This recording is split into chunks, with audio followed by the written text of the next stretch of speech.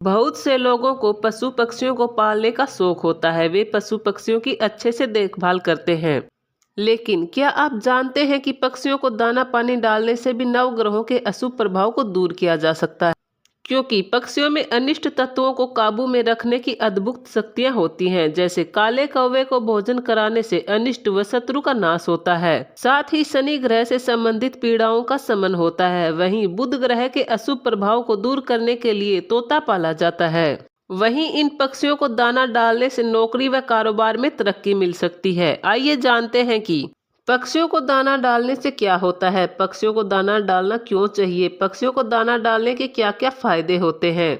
इस प्राचीन मान कथा के माध्यम से जो भगवान विष्णु जी ने देवर्षि नारद जी को सुनाई है। दोस्तों, एक समय की बात है, नारद जी विष्णु जी के पास आए और बोले, हे प्रभु, मेरे मन में दो प्रश्न हैं, कृपया आप उनका समाधान कीजिए। भगवान विष्णु जी बोले, हे देवर्षि, आप निसंकोच होकर प्रश्न पूछिए, आपके क्या प्रश्न है, उनका समाधान करना मेरा कर्तव्य है। तब नारद जी बोले, हे प्रभु, पक्षियों को दाना क्यों डालना चाहिए, पक्षियों को दाना डालने से मनुष्य को क्या क्या लाभ होता है। भगवान विष्णु बोले, हे देवर्षि, आपने बहुत ही अच्छा प्रश्न किया है। आपके इन प्रश्नों का उत्तर मैं एक कथा के माध्यम से दूंगा। आप उस कथा को ध्यान से सुनना। नारद जी बोले, हे प्रभु, आप कथा कहना प्रारंभ कीजिए, मैं कथा पूरे ध्यान से सुनूंगा। भगवान विष्णु बोले, प्राचीन समय की बात है, अमरावती नगर में रमाबाई नामक एक बुढ़िया रहती थी। हे देवर्षि, बुढ़ापा बहुधा बचपन का पुनरागमन हुआ करता है। रमाबाई के साथ भी ऐसा ही हो रहा था। रमाबाई में जीवा स्वाद के सिवा कोई और चेष्टा शेष नहीं थी। रमाबाई की समस्त इंद्रियां, नेत्र, हाथ और पैर जवाब दे चुके थे। जब भी घरवाले उसकी इच्छा के प्रतिकूल कोई भी कार्य करते तो वह रोने लगती थी। उसका रोना धोना साधारण रोना नहीं था, बल्कि वे गला फाड़ फाड़ कर रोती थी। उसके पति को स्वर्ग सिधारे कई वर्ष बीत चुके थे। रमाबाई के बेटे भी जवान होकर मृत्यु को प्राप्त हो चुके थे। उसके पास एक भतीजे के सिवा और कोई नहीं था। उसी भतीजे ने उसकी सारी संपत्ति अपने नाम लिखवाते समय खूब लंबे चौड़े वादे की, किंतु वे सब वादे केवल दिखावे थे। हे देवर्षि, बूढ़ी रमाबाई की संपत्ति की वार्षिक आय भी बहुत अधिक थी, फिर भी उसे पेट भर भोजन बहुत ही मुश्किल से मिलता था। इसमें उसके भतीजे राम लखन का अपराध था या उसकी पत्नी यशोधरा का, इसका निर्णय करना आसान नहीं था। यदि राम लखन के द्वार पर कोई दूसरा आदमी बैठा हो और उसी समय बूढ़ी रमाबाई अपना राग अल्पाने लगती तो राम लखन आग बबूला हो जाता और घर में आकर उन्हें जोर से डांटता। पूरे परिवार में रमाबाई को कोई प्रेम करता था तो वह थी राम लखन की छोटी लड़की। वह अपने हिस्से की मिठाइयाँ कभी कभी रमाबाई को सबसे छिपाकर खिला दिया करती थी। भगवान विष्णु बोले, हे देवर्षि, एक दिन राम लखन के द्वार पर शहनाई बज रही थी, क्योंकि उसके बड़े लड़के का तिलक आया था। घर के भीतर स्त्रियां गा रही थी। यशोधरा मेहमानों के लिए भोजन के प्रबंध में व्यस्त थी। भट्टियों पर कड़ाह चढ़ रहे थे। एक में पूड़ियाँ कचौड़ियाँ निकल रही थी तो दूसरे अन्य पकवान बन रहे थे। एक बड़ी कढ़ाई में मसालेदार तरकारी पक रही थी। घी और मसाले की सुगंध चारों ओर फैली हुई थी। बूढ़ी रमाबाई अपनी कोठरी में अकेली बैठी थी। पकवानों की सुगंध उसे बेचैन कर रही थी। वो मन ही मन विचार कर रही थी कि संभवतः मुझे पूड़ियाँ नहीं मिलेंगी। इतनी देर हो गई, कोई भोजन लेकर नहीं आया। लगता है सब लोग भोजन कर चुके हैं, मेरे लिए कुछ नहीं बचा। यह सोचकर रमाबाई को रोना आया, लेकिन अपशकुन होने के भय से वह रो नहीं सकी। यशोधरा के भय से उसने मौन धारण कर लिया था। भगवान विष्णु बोले, हे देवर्षि, बुढ़ापे में मनुष्य एक छोटे बच्चे की तरह व्यवहार करने लग जाता है। रमाबाई की कल्पना में पूड़ियों की तस्वीर नाचने लगी। वह सोच रही थी कि पूड़ियाँ खूब लाल लाल, नरम नरम, फूली फूली होंगी। एक पूड़ी मिलती तो जरा हाथ में लेकर देखती, क्यों न चलकर कड़ाह के सामने ही बैठूं। पूड़ियाँ कड़ाह से गरम गरम निकालकर थाल में रखी जाती होंगी। जिस प्रकार एक बच्चा किसी वस्तु के लिए मचलता है, ठीक वैसे ही रमाबाई भी पूड़ियों के लिए मचल रही थी। रमाबाई उकड़ू बैठकर हाथों के बल सरकती हुई बड़ी कठिनाई से चौखट से उतरी और धीरे धीरे रेंगती हुई कड़ाह के पास आने पर उन्हें उतना ही धैर्य हुआ जितना भूखे कुत्ते को खाने वाले के सम्मुख बैठने में होता है। यशोधरा ने बूढ़ी रमाबाई को कड़ाह के पास बैठी देखा तो जल गई। उसका क्रोध रुक नहीं सका। यशोधरा को इतना भी ध्यान नहीं रहा कि पड़ोसिनें बैठी हुई हैं, वो क्या कहेंगी। यशोधरा रमाबाई पर झपटी और उन्हें दोनों हाथों से झटक कर बोली, तेरे पेट में आग लगी है क्या? तेरा पेट पेट है या भाड़, कोठरी में बैठे हुए तेरा दम घुटता है क्या? अभी मेहमानों ने खाना नहीं खाया, भगवान को भोग नहीं लगा, तब तक तू रुक नहीं सकी, आकर छाती पर सवार हो गई। जल जाए ऐसी जीभ, दिन भर खाती न होती तो न जाने किसकी हांडी में मुंह मारती। गांव देखेगा तो कहेगा कि बुढ़िया को भरपेट खाने को नहीं मिलता, तभी तो इस तरह मुंह बनाए फिरती है। डायन न मरे न माचा छोड़े, नाक कटवाकर दम लेगी, इतना ठूसती है न जाने कहाँ भस्म हो जाता है। भला चाहती है तो जाकर कोठरी में बैठ जा, जब घर के लोग खाना खाने लगेंगे तब तुम्हें भी मिलेगा। तुम कोई देवी नहीं हो कि चाहे किसी के मुंह में पानी न जाए, पर तुम्हारी पूजा पहले ही हो जाए। भगवान विष्णु बोले, हे देवर्षि। रमाबाई ने सिर उठाया, न रोई न बोली, चुपचाप रेंगती हुई अपनी कोठरी में चली गई। यशोधरा की ऐसी कठोर आवाज सुनकर रमाबाई सुनने में ताकने लग गई थी। रमाबाई अपनी कोठरी में जाकर पश्चाताप कर रही थी कि मैं कहां से कहां गई। उसे अपनी जल्दबाजी पर दुख था। वह सोच रही थी कि यह सच ही तो है, जब तक मेहमान लोग भोजन नहीं कर चुके होंगे घर वाले कैसे खाएंगे। मुझसे इतनी देर में नहीं रहा गया, सबके सामने पानी उतर गया। अब जब तक कोई बुलाने न आएगा मैं नहीं जाऊंगी। मन ही मन ऐसा विचार कर वह बुलाने की प्रतीक्षा करने लगी। थोड़ी देर बाद भोजन तैयार हो गया था। मेहमान खाना खाने लगे थे। स्त्रियों ने जेवनार गीत गाना आरंभ कर दिया था। जेवनार गीत सुनकर रमाबाई भी धीरे धीरे एक गीत गुनगुनाने लग गई थी। उसे एहसास हुआ कि उसे गीत गाते हुए बहुत देर हो गई है। क्या इतनी देर तक लोग भोजन कर रहे होंगे? किसी की आवाज सुनाई नहीं दे रही। अवश्य ही लोग खा पीकर चले गए हैं। रमाबाई सोचने लगी कि उसे कोई बुलाने नहीं आया। लगता है कि यशोधरा मुझसे चिढ़ गई है। वह सोच रही होगी कि बुढ़िया अपने आप आ जाएगी, वह कोई मेहमान तो नहीं जो उन्हें बुलाऊं। रमाबाई यह सोचकर एक बार फिर चलने को तैयार हुई। वह सोच रही थी कि पहले तरकारी से पूड़ियाँ खाऊंगी, फिर दही और शक्कर से कचौड़ियाँ रायते के साथ स्वादिष्ट लगेंगी। वह उखड़ू बैठकर हाथों के बल सरकती हुई आंगन में आई। परंतु हाय रे दुर्भाग्य, इस बार भी रमाबाई ने अपने स्वभाव अनुसार समय की मिथ्या कल्पना की थी। मेहमान अभी खाना खा रहे थे। रमाबाई रेंगती हुई उनके बीच में जा पहुंची। कई आदमी चौंक कर उठ खड़े हुए, कहने लगे, अरे यह बुढ़िया कौन है? यह कहाँ से आ गई? देखो किसी को छू न दे। राम लखन रमाबाई को देखते ही क्रोध से तिलमिला उठा। राम लखन पूड़ियों का थाल लिए खड़ा हुआ था। थाल को जमीन पर पटक दिया और रमाबाई की तरफ लपक कर उसके दोनों हाथ पकड़े और घसीटते हुए लाकर उन्हें अंधेरी कोठरी में धम से पटक दिया।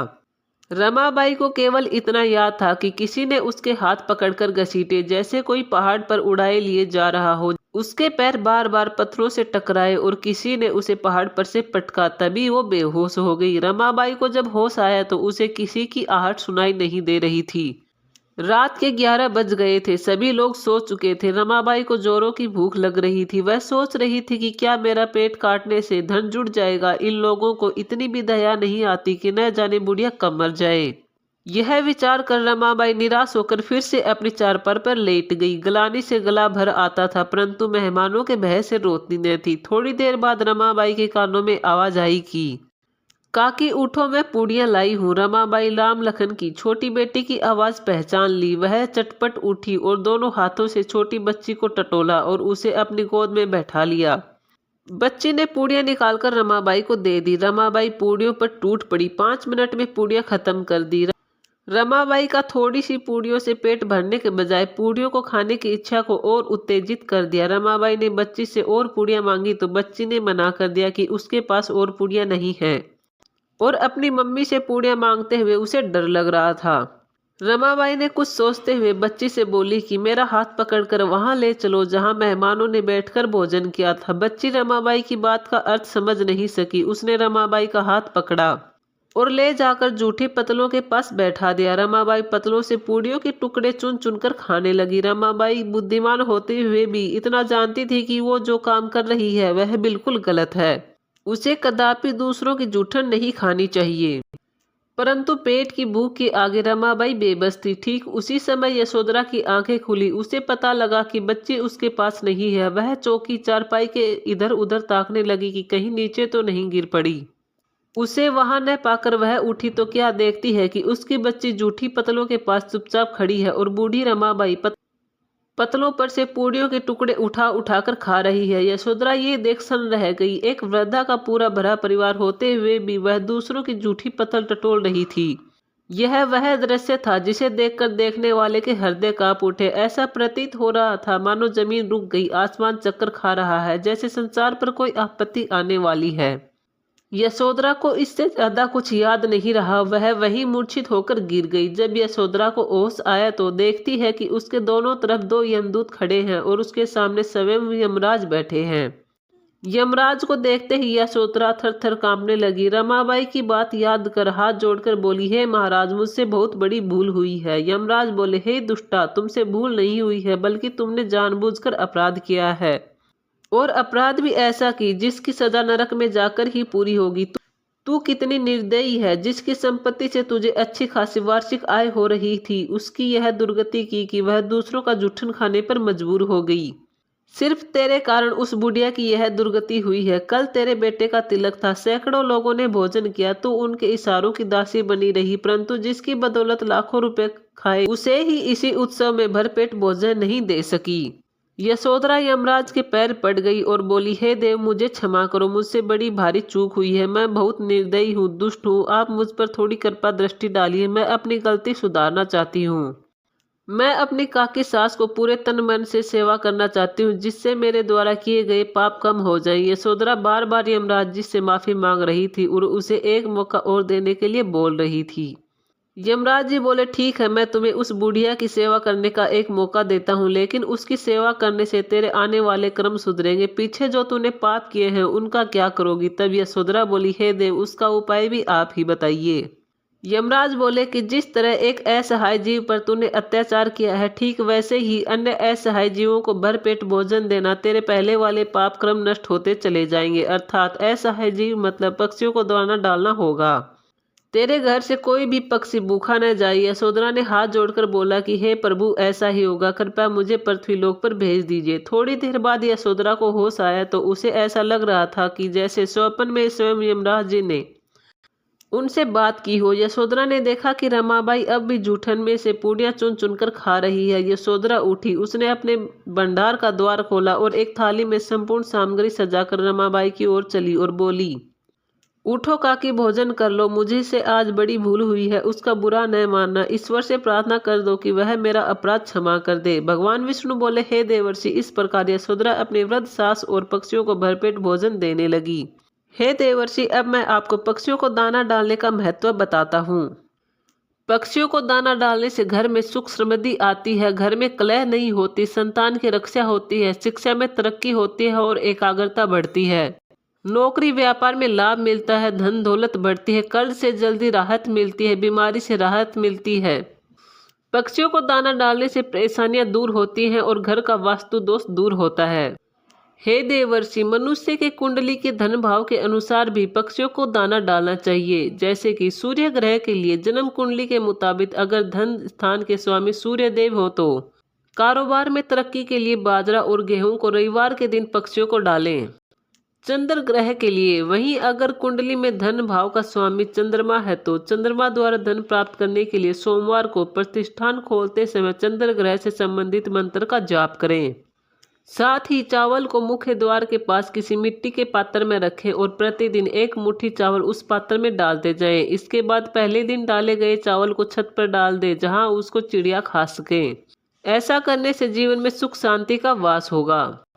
मंगल ग्रह के लिए कुंडली में धन का स्वामी मंगल देव है तो लाल मसूर की दाल को छत पर डाल दें। साथ ही मंगल के मंत्र की स्तुति करें। ऐसा करने से धन में वृद्धि होगी, साथ ही साहस पराक्रम की प्राप्ति होगी। गुरु ग्रह के लिए जन्म पत्री में धन स्थान का मालिक गुरु ग्रह है तो अरहर अथवा चने की दाल को पक्षियों को डालने से पहले बृहस्पति देवता का नमन व स्मरण इस प्रकार करें। ऐसा करने से ज्ञान की प्राप्ति होगी, साथ ही जीवन में समृद्धि आएगी।